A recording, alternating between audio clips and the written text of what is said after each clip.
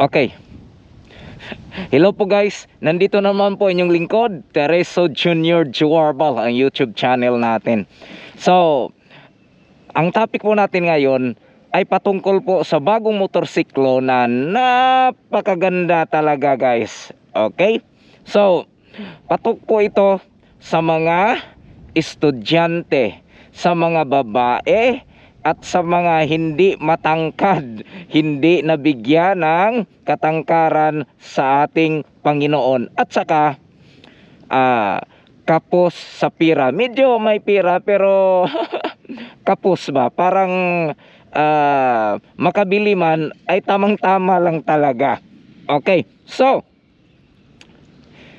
ito na po. So, kung mayroon kang time dyan, ay humanap ka na ng pwesto at makinig ng mabuti. Kasi ang motorsiklo na ating pag-usapan ngayon ay siguradong mapanganga sa ganda at mura, at maganda po ito sa panghanap buhay. Kung kayo po ay mga Grab driver na gusto nyong tipid sa gasolina at malakas tumakbo, ito na ang motor na para sa inyo. Bago lang ito nilabas dito sa bansang Thailand, at saka ito na po pag-usapan natin. Okay, dito po sa aking cellphone ay makikita ko dito na ang motorsiklo ngayon na nilalabas sa bansang Thailand na ang bagong scooter, Honda Lead 125 scooter.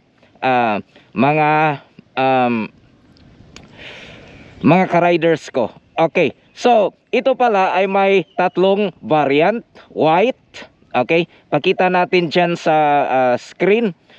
White, mayroong pula, at saka mayroon namang itim. Okay po, so ang variant na to, mga kapiksi, mga kaidi, at saka mga kaklik at ang bago na darating pa, mga ka-SH. Okay, pero ito guys, pag medyo kapos kayo sa pira, ito nang bilhin ninyo kasi hindi po kayo magsisisi nito. Okay, ang una kong ipresenta sa inyo ay ang motorsiklo na to na Honda Lead 125, okay, scooter. Ay ang nagandahan ko po dito ay yung grab bar niya, okay, sa gilid ay nakadesinyo na para ready ng lagayan ng top box mo. So, hindi ka na bibili ng bracket para po sa top box mo. Automatic na top box na lang ang bilhin mo, ilagay mo yung plate niya, boom, ayan na. So, wala nang extra. At saka ito guys, ito palang Honda Lead 125 ay parang click ang disenyo niya. Okay, so ang problema lang sa click guys ay yung gasolina niya ay nasa ilalim ng upuan. Pero ito guys, hindi ka na bababa sa tuwing magpagas ka, dahil po ang kanyang fuel tank ay nasa labas na. Okay, tingnan nyo, lagay natin sa screen. Okay, so sa labas na, parang parang si Pixie, dito lang yung ano niya. Okay, so ayan po, nakita nyo naman, ang ganda no. At saka yung fuel tank capacity pala niya ay 6 liters. So marami-rami po kumpara sa ating click, at saka sa Inmax, at saka sa Aerox. So mas maganda po ito. Now guys, ang isa pa dito ay mayroon po siyang built-in na po na hook. Okay, hook guys. Okay, na lagayan. Tingnan nyo, okay, nilagyan nga niya ng ng cellophane. Saan ka siya bumili? ng baka snack to niya. Ayan po. At saka isa pa, ang U-box nito guys, sa ilalim ng iyong upuan ay kasyang-kasya po ang dalawang helmet. Wow, dalawang helmet. Parang Honda Pursa yata, no? parang X-Max na ang laki. Dahil po, ang U-box ng motor na to ay 37 liters. Ayan po. Ang daming nilagay. Mayroon pang keyboard. Musician siguro na katulad ko yung may-ari niyan. At saka, hindi pa lang yan guys. Ang motorsiklo na to ay mayroon ding siyang USB charger. Okay? Ayan po, ipakita natin. At saka, napakaganda po at hindi masyadong malaki po ang motor na to. Bagay-bagay po sa mga height na 5'2", 5'1", at saka flat 5, okay? Na mga babae. Dapat maganda po ito sa mga estudyante at sa mga babae at sa mga maliliit na mga riders. So, ang suggestion ko sa inyo, kasi noon po nga nagkaroon ako kay Barry Click 160, nilagyan ko ng malaking top box. Ito nga doon tong sa likod ko. Ito po. Pero parang hindi yata maganda. Mas maganda po yung niya, yung 32 liters. So, tamang-tama na yun guys, yung 32 liters. Ito po 32 liters yata yan kasi hindi naman masyadong malaki yung niya, yung top box na nilagay niya. At saka guys, hindi yan magkukulang dahil po 37 liters nga yung capacity ng kanyang U-box. Okay? Ang laki po. At saka mayroon ka pang top box sa likod na 32 liters. Ang dami mo nang malagay niyan. At saka mayroon ka pang gulay board. Oh, may gulay board ka pa guys. Kasi ang motor na to ay parang click ang disenyo. Okay, so tingnan nyo yung posisyon ng one rider. Baka sabihin mo, sir, ay baka parang pigit or hindi comfortable pag dalawa kayo. Hindi po. Tingnan nyo dito. Okay? So, tingnan yung dalawa. May top box pa sa likod ha. Napakaluwag po. Talaga, napakaluwag. So, kung nakita ninyo yung click na 125, ay mas maluwag pa to kumpara doon or kumpara sa click 150. So, ang ganda talaga guys. Tapos may gulay board ka pa. Tapos sa harapan po ay disc brake siya. Pero sorry, hindi po siya ABS at saka drum brake lang po sa likod. Okay. Now, guys, ang kanya namang panel gauge ay nakadesenyo na parang V. Pero ang laki, okay? Nandiyan naman lahat yung mga kailangan mong mga malaman kung ano ang dapat yung speedometer, yung trip meter, at saka nandun yun lahat, guys. At saka ang yung mga pangamba natin noon sa click na naku, pag sumuong ito sa baha, baka yung yung battery kasi ay nasa gulay board, baka mapasukan ng tubig. Yung iba naman, hindi yan mapasukan sir. So kahit pa hindi yan mapasukan, ay mangamba ka pa rin. Pero dito guys, nasa labas na yung fuel tank niya at ang yung battery niya ay napaka-safe po. Dahil saan ba nilagay? Nasa harapan. Sa harapan, sa mukha ng motor. Doon po sa may sa ibabaw ng kanyang ilaw. Ayan po, ipalabas natin. Okay. At ito pala guys, itong motor na to guys ay 4 valves na. Hindi na ito 2 valves. Ito guys, ito lang ang 125cc ng Honda scooter na 4 valves. Okay, so nasama siya sa tinatawag nating 160cc, sa Forza 350. Ayan, sa mga malalaking mga motor na mayroon siyang 4 valves at saka mayroon po siyang tinatawag na yung SP. Teka muna, iano muna natin, nakalimutan ko, ESP plus engine.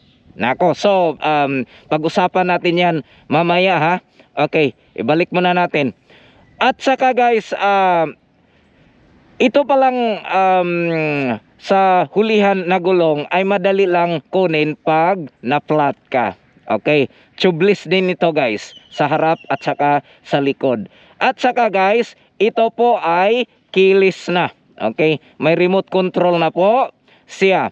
At ito nga ang sinasabi ko na mayroon siyang ESP plus engine na extremely fast performance. Okay, plenty of power. Ayan po, so speaking po sa ESP plus engine ay okay, ito po ay inimprove na po nila ang makinang ito para lang para po sa mga big bikes, pero nasama po itong 125cc na Honda Lead scooter. So ang ganda pala ng ESP plus engine dahil naka-improve po siya. Tingnan natin. Okay, ayan po. So ipakita natin dito po sa susunod na picture ay naka-improve din po ang kanyang motor, at saka yung ano niya, yung belt niya ay dalawa po yung tinatawag natin na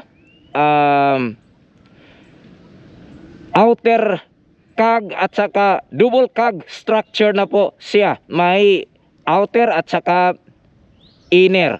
So guys, pag tingnan nyo po ito guys, itong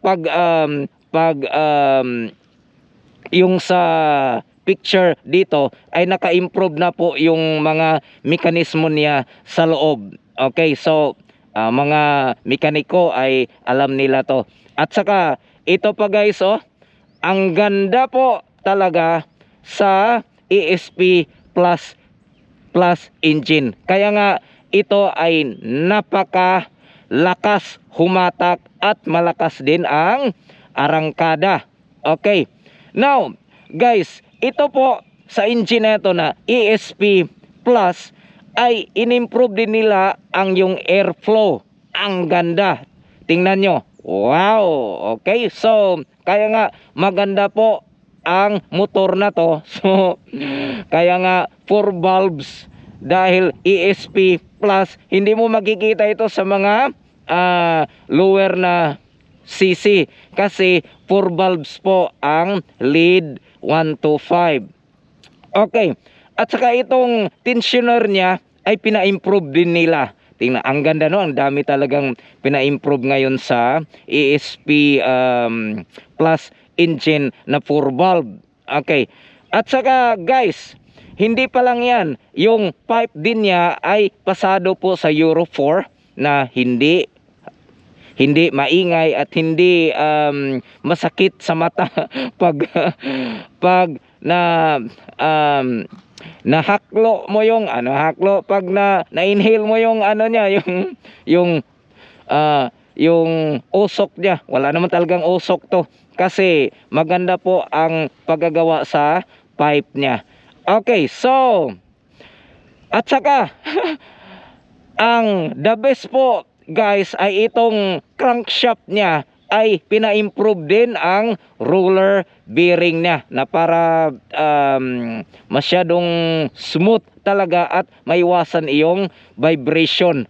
Ang dami no. At saka guys, noon kasi okay, sa hindi pa nila in-improve itong engine na to, ito po makikita mo dito sa previous yung nilagay nila sa dyno shop, ito po ang baba. Pero ngayon sa new model po, ang power output niya ay tumaas ng masyado. Okay? Napakaganda. At dito nga guys, tinisting ito dito sa bansang Thailand. Alam mo ba kung ano ang top speed niya? Ayan po, ang top speed niya ay 115 kilometer per hour. Oy, parang Honda 160 din, di ba? Nako po, ang bilis. Yan po, nakita nyo naman yung mga kung ilang seconds yung nakuha niya yung 115 kilometer per hours. At saka guys, ang napakaganda pa dito po ay ang motor na to, okay, na in-upgrades nila. Kasi sa bansang Thailand, alam nyo naman na ang dami talagang mag-upgrades dito. Tingnan nyo, umabot siya ng 100, ipalaki natin 130 plus. Ang pinakababa niya is 125. Okay, now andali lang kunin yung 125 at saka yung top speed niya ay umabot ng 130 plus. Wow, grabe! Kasi po guys, itong motor na to ay napakabilis. Ang lakas ng arangkada at saka ang lakas ng torque kahit pa 125cc lamang because sa ESP Plus engine na 4 valves. Okay? Pinalakas, pinaganda, wala pang vibration. At saka dito guys, malulula ka talaga dahil ang motor na to ay mayroon na siyang nakahandang bore up. Okay, kung pwede mo siyang palakihin yung piston niya at saka yung anong tawag nito, cylinder head niya. Okay? So, mayroon pa siyang kung gusto kang magpalit ng gear. Okay? So, alam niyo naman na kalabanan dito 13 teeth lang. Tapos ito po, pwede mong palitan ng 14. At saka pwede ka ring magpalit ng pulley set. Tapos mayroon din dito kung pwede mong gusto mong palitan iyong ram air niya. So, kompleto po ang mga upgrades nito. Okay, mura lang. Magkano ba yan, sir? Mura lang po ito, guys. Okay. So kung nakita mo dito sa pinakauna, ang motor na to ay dito sa bansang Thailand ay 58,500 baht lang po. So napakamura. So pag i-convert natin yan sa piso, i-times nyo lang. I-times nyo lang sa 1.5.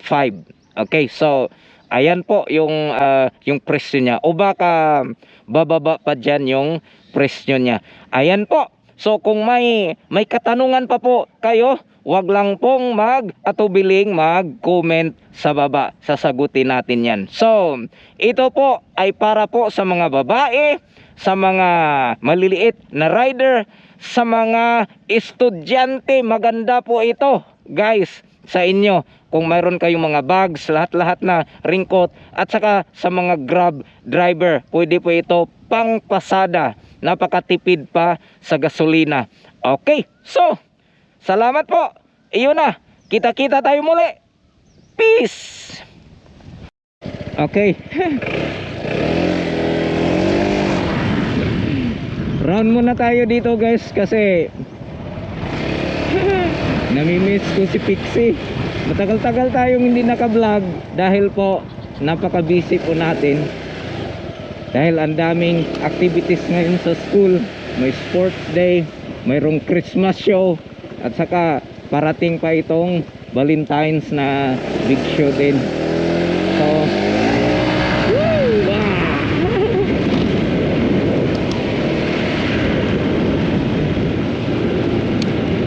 dito muna tayo.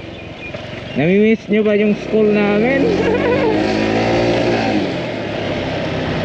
Okay.